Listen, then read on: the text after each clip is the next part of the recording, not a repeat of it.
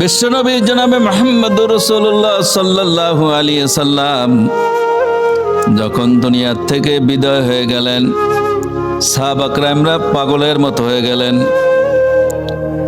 ওমর রাদিয়াল্লাহু তাআলা আনহু তিনি খোলা তরবারি হাতে নিয়ে বলছেন, ও মদিনার মুনাফিক রে, কেউ যদি বলো বিশ্বনবী দুনিয়ায় নাই, আমি তার গর্দানটা আমার তলোয়ার দিয়ে উড়াই দেব। ওমর প্রায় পাগল প্রায় হয়ে গেল। আবু বকর সিদ্দিক রাদিয়াল্লাহু তাআলা আনহু এই অবস্থা দেখে তিনি এই আয়াতটা তিলাওয়াত করলেন। আয়াতটা শোনার সঙ্গে সঙ্গে ওমরের হাত থেকে তলোয়ারটা মাটিতে পড়ে গেল।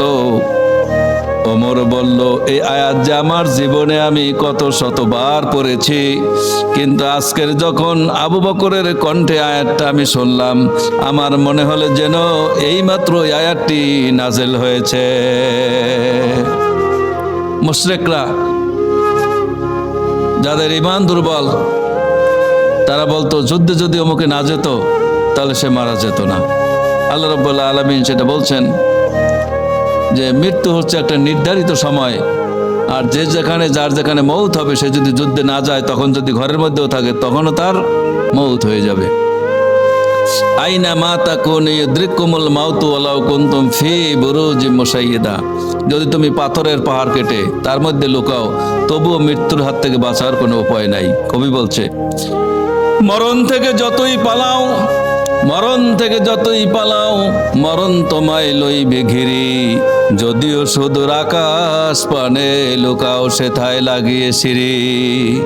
তুমি গ্রহে গিয়ে পালাও, নক্ষত্রে গিয়ে পালাও, চন্দ্রে গিয়ে পালাও, সূর্যে গিয়ে পালাও, গ্যালাক্সি মহাগ্যালাক্সি যেখানে গিয়ে তুমি পালাও না কেন, মৌত আসলে তোমার আর সেখান থেকে তোমাকে ছাড়া হবে না।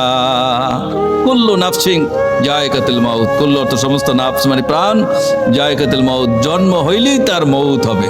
জন্ম হলেই কি হবে? তার মৌত হবে। এজন্য তোমরা যারা জিহাদ করবে না, পিছনে পড়ে থাকো যে মৌত থেকে তোমরা বাঁচবে, কিন্তু আসলে মৌত আসলে সেখানেই তোমাদেরকে যেতে হবে এবং আল্লাহ রাব্বুল আলামিনের কাছে তোমাদের সারা জীবনের হিসাব দিতে হবে।